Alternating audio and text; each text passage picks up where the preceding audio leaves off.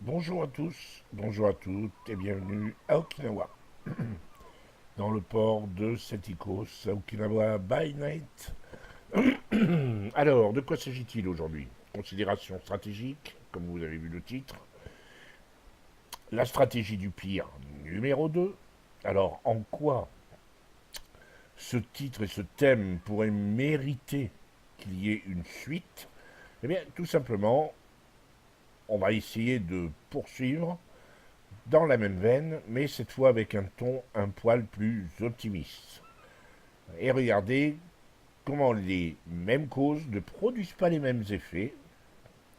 Parfois, il suffit d'un peu de chance et de talent. Et dans ce cas, eh bien, les deux commandants qui vont vous présenter leur bataille on fait montre de beaucoup de talent et d'un peu de chance, clairement, mais beaucoup de talent surtout. Alors, d'aucune bataille n'est menée par moi.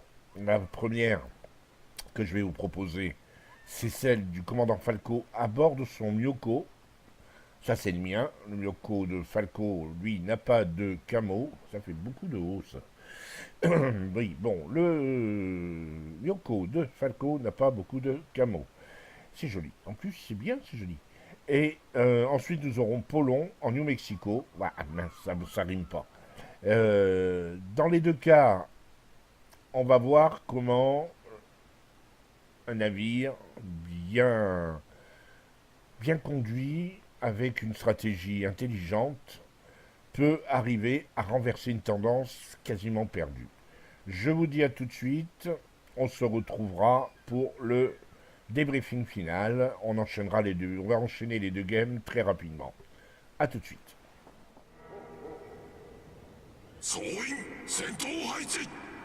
Et voilà, comme le dit le commandant japonais, c'est parti, mon kiki.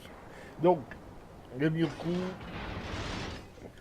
croiseur de tir 7, de l'arbre technologique, est commandé par le commandant Falco. Alors, je lui remercie déjà de m'avoir envoyé cette vidéo parce que elle est pleine d'enseignements. Déjà une petite analyse de la bataille. On est dans une bataille extrêmement équilibrée puisqu'il n'y a que des tirs 7, à l'exception d'un Galante de chaque côté, et le Galante, même si c'est un tir 6, tient tout à fait sa place dans des batailles de tir 7. Il est loin d'être ridicule. C'est pour moi un des tout bons destroyer tier 6 du jeu. C'est un destroyer premium, mais bon, c'est pas un pay-to-win, loin de là. Donc, Falco, déploiement de la bataille déjà de l'équipe, classique. L'équipe qui spawn au nord a tendance à partir vers le point C, c'est tout à fait cohérent. Ceux du sud devraient théoriquement rusher le point A, et on va avoir une bataille comme ça un petit peu de fond de cours dans un premier temps, théoriquement. C'est comme ça que ça devrait se passer.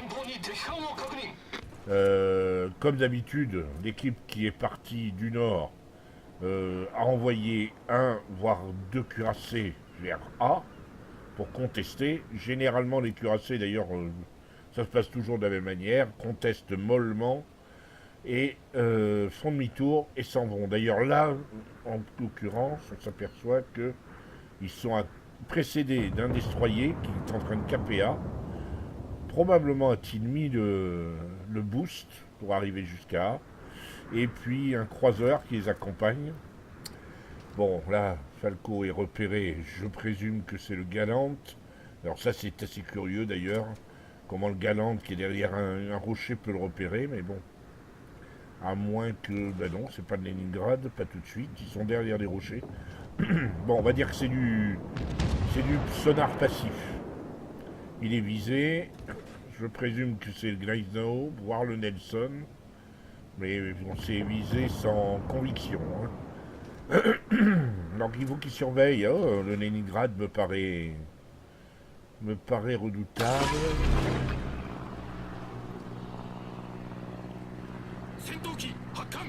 Ah, il a envoyé son chasseur. C'est pas de bol, il est préparé pour être avec son entière. Ce qui signifie tout simplement que il ne pourra pas avoir l'hydro pour chasser les délais, mais bon, il n'y a que 3 destroyers, on peut légitimement penser qu'ils seront très mal en point en cours de bataille. Le Nelson regarde dans sa direction. On va, voilà, c'est probablement... Ah, c'est pas lui qui le vise, il y en a un autre qui le vise. Ils sont 2 à le viser maintenant. Donc là, c'est parce qu'il est un peu trop broadside. Là, il vient de voir le Leningrad. Attention. Leningrad, c'est torpille à 8 km. C'est à Minsk avec des torpilles à 8 km. Il est sorti, mais il a dû avoir des torpilles dansées. Allez, voilà. Ouais, le Leningrad, c'est un sister ship du destroyer Minsk, mais avec des torpilles qui vont à 8 km, là où le destroyer les envoie, le Minsk les envoie à 4,5. Là, il a pris. Non, non, non, non, on tourne pas. Ouh là là là là. Falco. Pas cool. Ouais, il devait se dire que le Minsk avait des torpilles. Le Leningrad devait aussi avoir des torpilles à 4 km. Il a été un peu. Aïe, bon. Il en a pris une, c'est un moindre mal. Il en a pris qu'une, surtout. Donc là, cette petite esquive de torpille l'a rejeté en dehors de la bataille. Il va falloir qu'il revienne. C'est complètement isolé là. Enfin, éliminé provisoirement de la bataille. Ouais, je regarde cette vidéo dans les conditions du direct. Je suis pas franchement... j'ai pas franchement regardé avant. Mais comme il m'a dit que, tu verras, cette bataille, c'est Dabal. Et comme c'est un homme qui parle peu, donc j'ai tendance à le croire. S'il est content de lui, c'est que généralement, il a fait quelque chose de plaisant. Alors, on va le croire sur parole. Apparemment, il surveille le Nelson, donc il a propos de... Ben, à mon avis, il veut se faire le Nelson. Hein.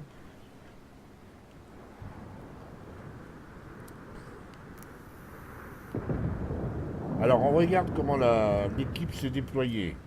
On s'aperçoit que à l'ouest, tous les navires qui étaient partis à l'ouest ont reculé, mais empêchent le cap de A. Enfin, ils vont pas empêcher longtemps, mais pour l'instant, ils tiennent bon. Hein. Mais il n'y a qu'un seul cap, en fait. C'est C qui a été pris. Les rouges ont pris B. Et donc, pour l'instant,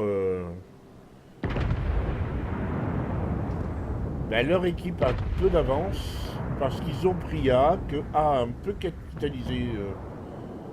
capitalisé quelques points. Ah, il vaut clairement le Nelson. Bon, il sait que ça sert à rien de lui tirer maintenant dessus parce que il va aller se glisser dans le brouillard de guerre du Belfast. C'est pas mal. Et vu la distance des ennemis, il devrait tirer sans être... Voilà, il n'est pas focus. Est-ce qu'il s'arrête?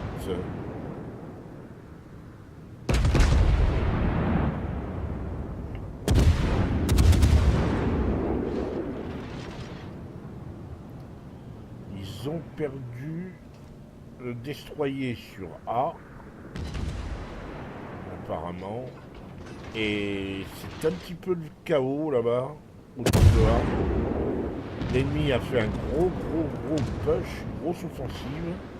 Et ses alliés sont en train de revenir comme ils peuvent. Il y a 2 cuirassés qui sont partis les aider. L'essentiel de la force d'équipe de Falco se situe là-haut, hein, sur la ligne D.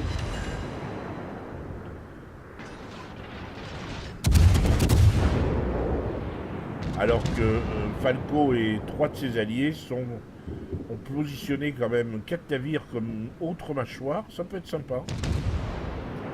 Ça peut être très efficace.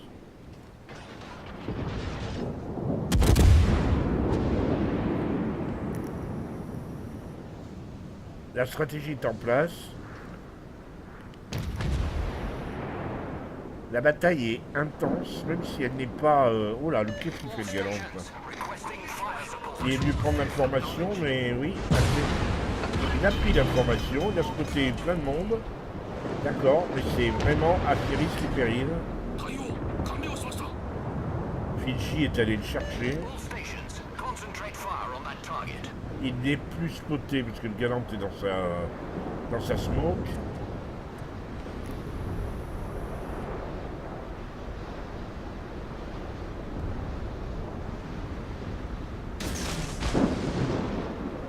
Des torpilles dissuasives sur un malentendu. Parce que là, franchement, il n'a aucune chance de toucher les navires qu'il a repérés. Ils sont à plus de 15 km. Alors, est-ce qu'il va sortir le galant? Non, c'est pas lui qui le sort. Enfin bon, c'est bien d'avoir pu le sortir, parce que là, maintenant, ils sont aveugles. Parce que là, quand on regarde, l'essentiel de sa flotte à l'ouest a carrément été carbonisé. Il ne reste plus que 2 cuirassés, 3 cuirassés sur la ligne D et E, sur les lignes D et E, CDE. Le système est assez relâché. Au nord, par contre, ça tient bien. Enfin, au centre, leur groupe tient bien. Ils sont très, très compacts. C'est assez sympa. 10 minutes de jeu, 27 000 de dégâts. C'est pas une partie de fou, hein. Mais par contre, on sent que il se prépare quelque chose. Clairement.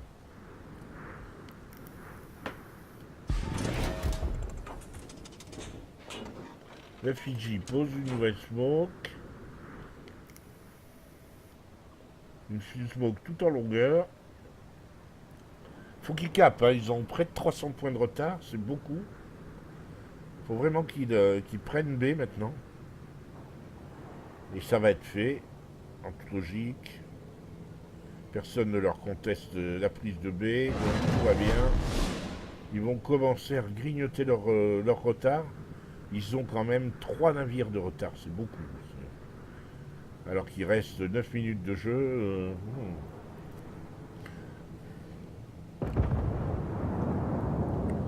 Le Duke of York a dû repérer quelqu'un, parce qu'on est quand même dans le cyclone. Hein.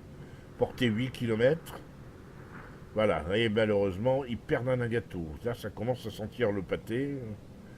Oui, c'est moyen comme truc, on va dire. Moyen. Leur groupe est toujours très fort, mais il n'y a plus qu'eux, parce que leurs 2 cuirassés, leur reste 2 cuirassés qui partent à la boucherie les uns l'un après l'autre. C'est un peu du grand n'importe quoi ce qui se passe en ligne EF. Hein. Franchement. Enfin, de la part de leurs alliés. Parce que l'ennemi, lui, est bien compact. Et si un repère un navire, il transmet l'information à beaucoup de monde. Alors, torpille sur l'Indianapolis. Plus par prudence. Boum, 2 citadelles sur l'Indianapolis. Ça, c'est la force du Myoko. Ceci à 6 km. C'est aussi la faiblesse de l'Indianapolis, hein, qui a un New Orleans à peine mieux blindé. Alors là, il reste. Il sait qu'il y en a un autre qui va apparaître. Un autre que le Fidji et le Belfast voient. Donc il va pas tarder à les voir, mais il va le voir. Les torpilles ne semblent pas porter, même s'ils attiraient dans le tas. Voilà, le Pensacola. Oh, bah c'est bien.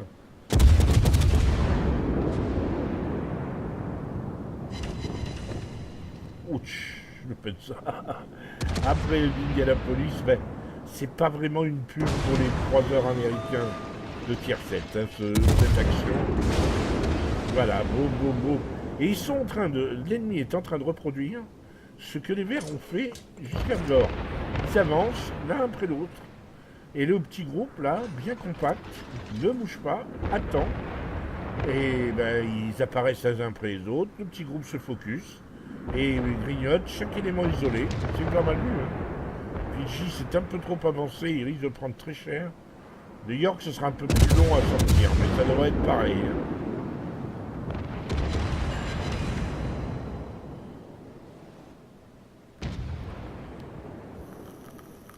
Fidji a bien, c'est des torpilles sympathiques, là, vraiment très belles.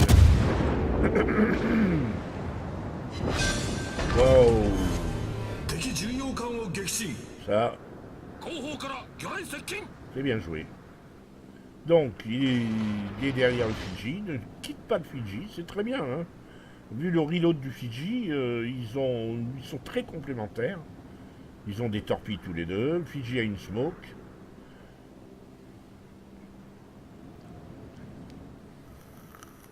Non, c'est très complémentaire comme bataille.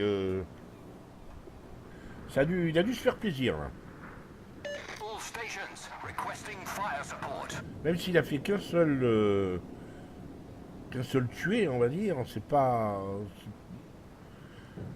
Je sais que là, ce coup-là, il doit se sentir un tout petit peu frustré, mais pour le reste, non, ça va. 57 000 de dégâts. En fait, ce qui compte, c'est plus tellement les dégâts, c'est plus la manière dont l'équipe reste compacte. Là, ils sont en train de se distendre, c'est pas bon. Alors maintenant, il faut sortir le Nelson, mais ça, il est tellement low life que Nelson.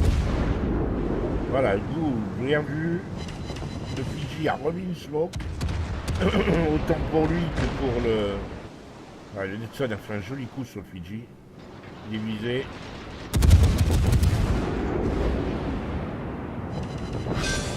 Ah, deuxième kill.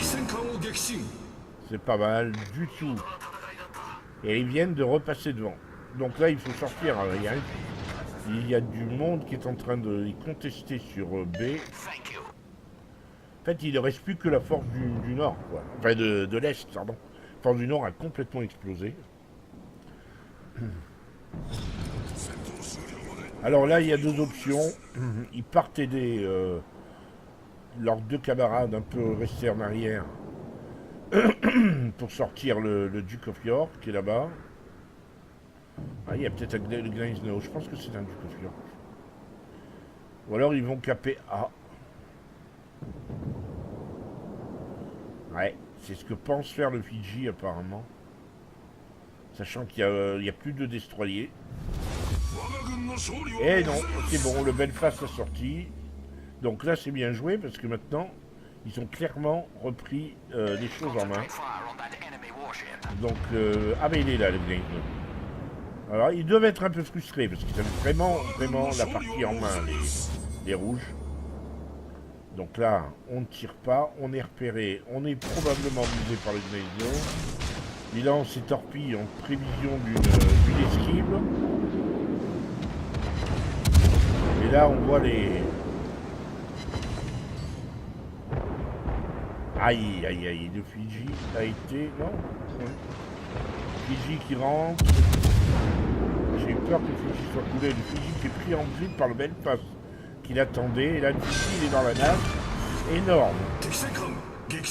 Énorme coup de torpille. Fidji est sorti dans la foulée. Mais non, là, c'est bon pour eux. C'est un joli coup de torpille qu'a fait Falco. Ben, il va chercher le Belfast. Duke of York, il n'y a plus qu'un autre Belfast. Hein. Les deux derniers survivants qui le visent en plus. Ouf.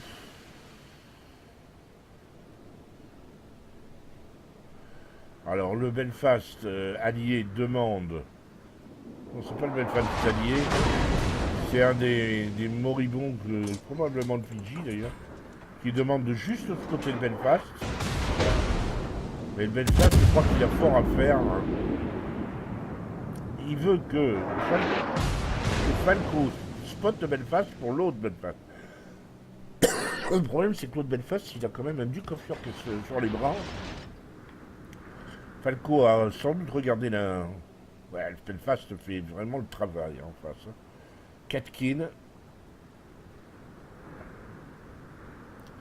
À eux deux, le Belfast et le Myoko survivant ont fait 7 kills.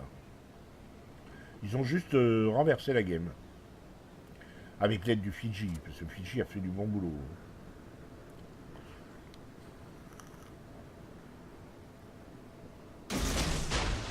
Donc là, Falco met des torpilles dissuasives. Je pense pas qu'il imagine une seconde ces torpilles porteront. Mais ça sert à rien de... Il reste 1 minute et il y a 988 points. La partie est terminée. Belle bataille, Falco. Très belle bataille. Bravo. Victoire.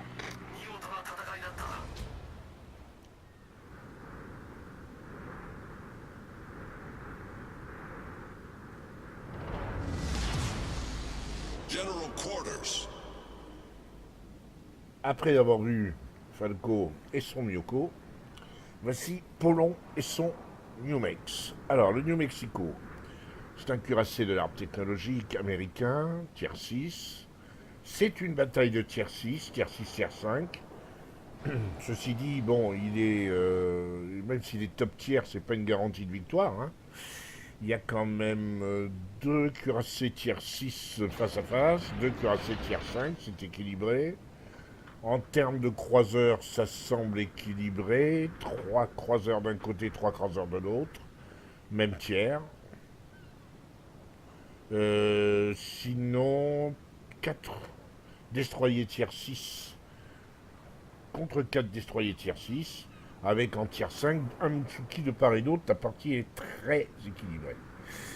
Alors maintenant, qu'est-ce qui fait qu'une partie se gagne ou se perd? A priori, surtout quand on est dans un matchmaking aussi équilibré, c'est le placement de l'équipe. C'est le placement d'équipe, c'est la réactivité de l'équipe. Là, pour l'instant, on peut pas encore tirer beaucoup d'enseignements sur le déploiement d'équipe. Les destroyers, il semble que l'on ait peut-être un départ de l'équipe vers les lignes C et D, alors que Polon s'en va, c'est pas mal. Alors Polon qui joue étonnamment à la HE, hein, avec son New Mex, c'est un concept, ma foi. Pourquoi pas, hein, il a déjà mis 3 coups au but et un incendie. Voilà un ratio qui promet d'être intéressant. Alors là, c'est marqué Congo parce que c'est le mode Asselin. Mais en fait, vu les couleurs, c'est l'Aruna. L'Aruna, c'est un sister ship du Congo. Et c'est plutôt un avatar. C'est un Congo, mais l'avatar ARP. Il a exactement les caractéristiques du Congo de l'arme technologique.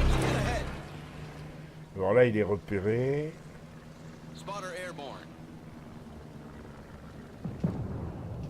Il est toujours sur la Runa. Il a quand même mis 2 incendies pour 6 coups au but. Hein. Le ratio est plutôt sympathique.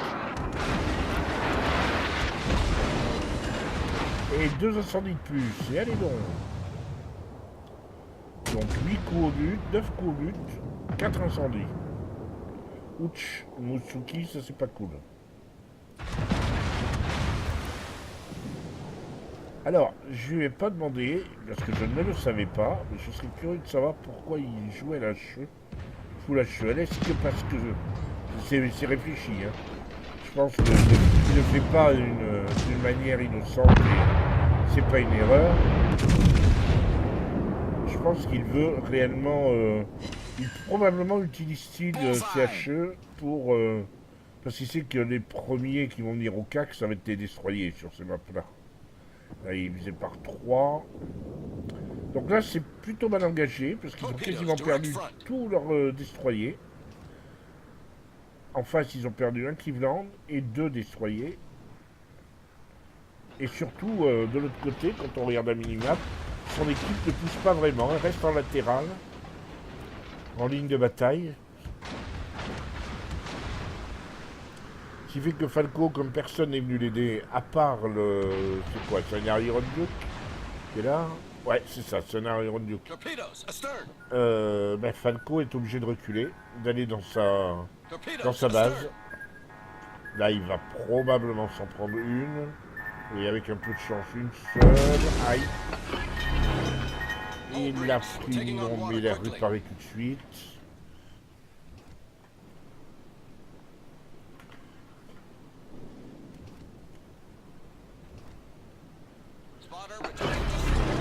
Il a l'hypothèque que fait peser là. Que sont posés les destroyers, les 3 destroyers ennemis. C'est très embarrassante pour lui, il peut pas pousser. Ce serait vraiment prendre trop de risques. En même temps, il peut pas quitter sa base. Il faut qu'il empêche les ennemis de se... Là, je crois qu'il va falloir qu'il se mette à passer à la paix. Parce que, honnêtement, le ratio est sympathique. Hein, 4 incendies en 14 coups au but. Mais il va falloir qu'il fasse un peu plus de dégâts, là.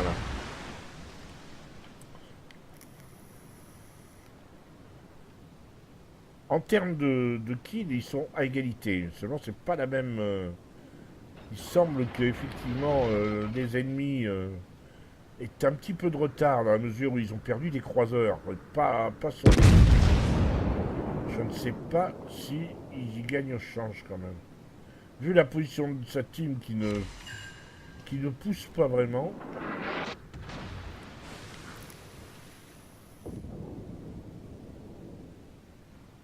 L'Iron Duke a fait demi-tour. Il reste en défense de base avec lui, mais il n'est pas dans la base. Alors ça c'est plus embêtant.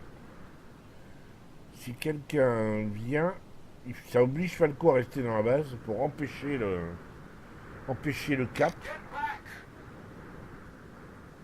Là il demande au Fuchun de ne pas s'engager bêtement. C'est leur dernier destroyer. Ils ont besoin de son spot, de son repérage. Et il demande de venir aider à défendre la base. Et en même temps, le Fuchun, c'est torpille en eau profonde. Contre les eaux destroyées, c'est pas très efficace. D'ailleurs, voilà, la base est investie. Alors, c'est probablement le destroyer. Alors, c'est soit le Fubuki, soit le Farragut. Je pense que c'est le Fubuki. Le Farragut me paraissait plutôt enclin à rester au large de sa base.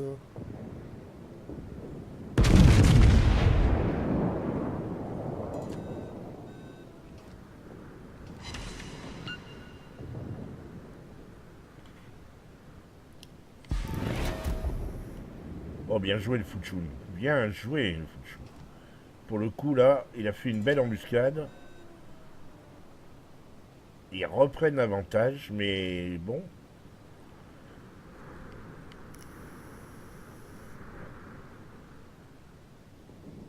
Alors, qui est en train d'investir leur base? Je parie pour le Fubuki, moi.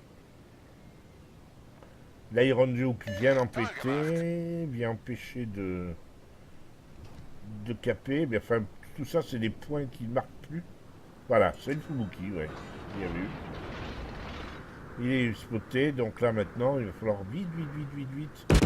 Alors le drame, c'est qu'il est passé à la paix entre temps. Ah, il met quand même un joli petit 2000. Allez, redresse et fonce droit sur le Fubuki. Sinon, tu vas prendre des torpilles. Ouais, c'est pas évident. Le Kongu reste en place, il campe. Ah oui, voilà les torpilles du Fubuki. Et l'Iron Duke va prendre très cher. Boum. Il en a pris 2. Oh. Et il prend un flood. Alors, mais pourquoi il répare pas? Pourquoi l'Iron Duke répare pas? Il s'en est peut-être pas aperçu. Hein. Ou alors il a déjà utilisé sa répa pour un truc anodin. Ou alors il s'en est pas aperçu. Ça arrive hein, des fois. Hein. On est très concentré, on ne s'aperçoit pas qu'on a pris un flood. J'espère qu'il va réparer avant le drame. Je n'ai pas l'impression.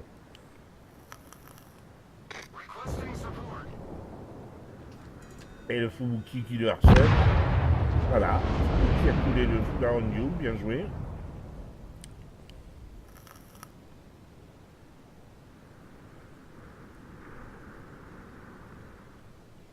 Il est à la paix, mais bon, il va falloir faire avec. Fubuki a largement de temps de reload ses torpilles.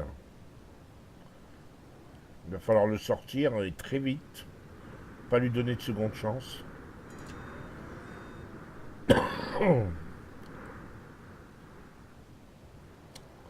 Là, il est à ouch, il tourne beaucoup. Waouh! Frappe déjà sur un Fubuki. Là, il a lancé à l'aveugle. Fubuki a lancé ses torpilles à l'aveugle. Il s'attendait à ce que Falco aille dans la direction de l'épave de l'Iron Duke. Bien joué. Son premier kill. Pourtant, il n'a pas été inactif. Le Kongu se précipite en défense de base. Je me demande pourquoi d'ailleurs. Il y a beaucoup de monde à lui là-bas. En plus, il montre son flanc. Pas cool ça. Oh. Kongu a été chanceux. Qu'est-ce qu'il fait? Il s'est caché derrière l'île ou il continue sa course folle? Il continue sa course folle. Et il s'occupe pas du tout de Polon. Pourquoi? Pourquoi fonce-t-il comme ça vers sa base? C'est ridicule. Bon.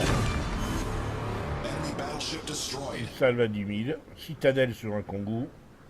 En même temps, hein, quand on se montre de flanc comme ça devant New Mexico, faut pas s'attendre à des miracles. Ils ont encore l'avantage quelque part. En termes de frag, ils ont 4, mais ils ont aussi l'avantage parce que il y a un Bayern qui est très isolé et qui est en train de se faire asmater par l'autre Bayern et le Königsberg. Et là, il y a le destroyer. C'est le destroyer qui est planqué, là. Et ben voilà, le Bayern est sorti par l'Octopskaya. Il a sorti son avion, mais ça lui donne pas, ça lui donne pas de meilleure indication. Le Königsberg a sorti l'Octopskaya, donc là maintenant, ils sont plus que deux cuirassés ensemble, un fuseau qui a pas mal de vie encore. Lui a été relativement épargné. Mais Farragut, parce que c'est lui qui est vivant, oui, là, il canonne tout sur son passage.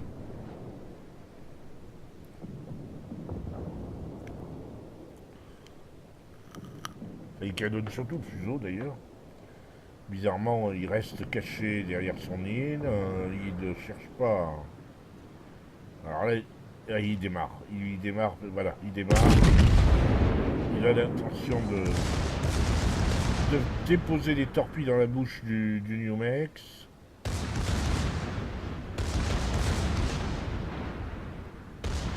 Le Mex qui tourne parce que les torpilles ont forcément été lancées.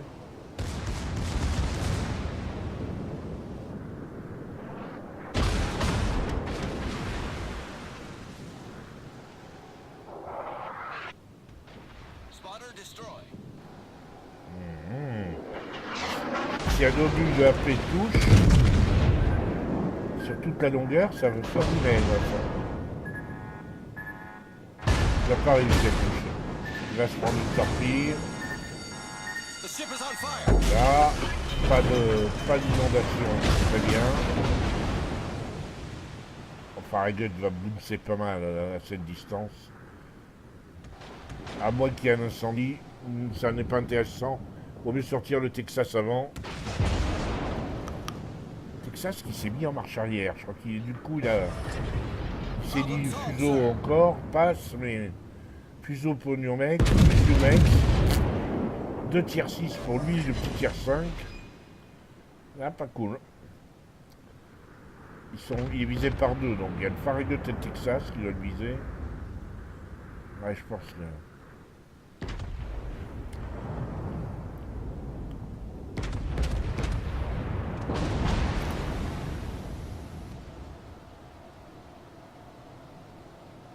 Ils peuvent encore la gagner, hein. Même s'ils ont un gros retard, ils ont un navire de moins.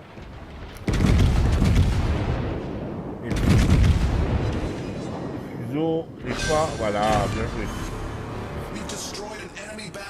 Le fuseau n'est pas d'une extraordinaire efficacité, il me semble. Il tire pas très bien. On est quand même à 3 kills. Hein.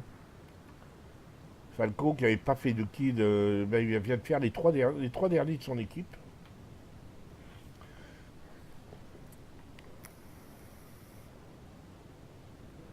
Rien que Königsberg et Farragut, évidemment, contre 2 cuirassés. Leur équipe a très nettement pris l'avantage. Ils ont un du retard en termes de points. Il reste 5 minutes et il faut vraiment sortir un navire supplémentaire. Le Farragut qui part YOLO. Alors ça, bon, c'est un peu désespéré comme manœuvre.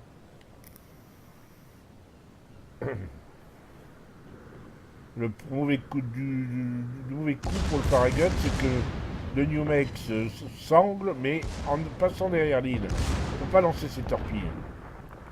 Et s'il les a lancées, déjà, le New Mex les évitera toutes. Par contre, il va nous refaire le coup de Fubuki, c'est-à-dire la frappe des vastes. Voilà. 4e kill. Les torpilles ont été lancées, là il va en prendre un paquet, au moins 2. Et là, vous voyez que l'efficacité des torpilles américaines est assez redoutable. Du coup, le Königsberg fait la même, de l'autre côté. Il rush la base et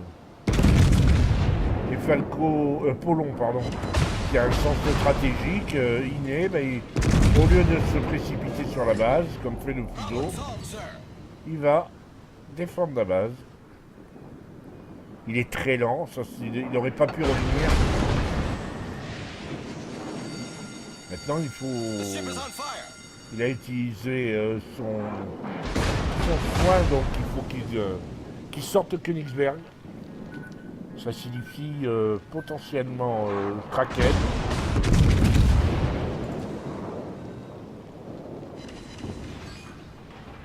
Königsberg c'est pas mal, là il a... Mais maintenant de face, attention, un seul obus, ça peut suffire. Voilà. Bravo, bravo, énorme, en plus un Kraken, hein. C'est sympa. Un petit mot de conclusion pour terminer très rapidement cette vidéo. La première considération stratégique qui traitait de la politique du pire avait pour vocation de dire que toutes ces histoires ne finissaient pas forcément bien, même quand vous faisiez une grosse partie. Là, eh bien, on démontre le contraire, parce qu'il faut quand même un petit peu d'optimisme. Falco et Polon vous ont démontré qu'on pouvait très bien gagner une partie alors qu'elle était mal engagée. Falco l'a démontré d'une manière extrêmement précise avec son Myoko en disant il faut jouer absolument la coopération avec ses alliés. Après, il vous faut un minimum de chance. C'est déjà le premier argument. Pour cette chance, il faut que vos alliés aient envie de collaborer avec vous. Donc reste avec vous, joue toujours bien. Falco a une intelligence d'utiliser son Myoko avec précision.